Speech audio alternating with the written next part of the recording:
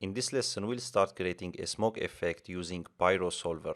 So if you go to PyroFX shelf, you will see some presets for you ready. So I will first create the emitter. I will click on the sphere and type enter and hit enter on the keyboard. And then I will select the sphere and then I will click on Bilway smoke. I don't know how to spell that. Maybe I am wrong. Okay, so I will click on that. Okay, and now if I go to object level and let's hit play and see what we get, and I will zoom out the camera a little bit, and let's hit play and see what we get. As you see, we are emitting the smoke from the sphere, and here you see I have the blue line. This means Houdini caching the file on memory. Okay, so now if I go back and click on the real time, this is the real time, so the time slider will play in real time. Now if I hit play, as you see now it's in real time, it's playing in real time. Okay, and now after hits the limit of the blue line, now continues creating the blue line. Okay, let's play it again and see.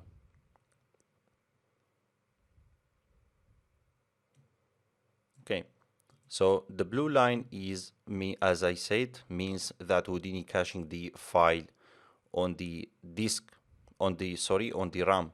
So if you select the Pyro sim, and here you see I have the reset simulation. If I click on reset simulation, now the blue line gone. So now if you hit play again, now Houdini will recalculate the simulation. Okay, and let's hit stop. And if you come here again, you will see here I have the start frame. So for example, maybe you want to start the simulation at frame, for example, 10. Okay, so if I set 10 here and then I go back, and if I play, as you see, the simulation now starts at 10. And here you see I have the scale time. If you set that, for example, to 2, now the simulation will be faster 2 times. Okay, so this is multiplier. It's a global multiplier for all the values or the attributes. And let's set it back to 1. And another thing, here you see I have this icon. So if I clicked here, this is the enable and disable the simulation. If I clicked on that, now if I hit play, now nothing happens.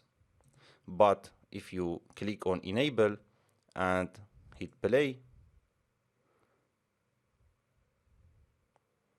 and now you see we are caching the file on memory. And now if I disable that, even if I go back, now we will get the simulation because we have the blue line here. Okay, so let's set back the start frame to 1 and let's add a light so we can see the smoke better in the viewport. So I will go to light and then I will click on point light, for example, and hit enter, and let's move the point light somewhere here. Okay, so let's come here and see.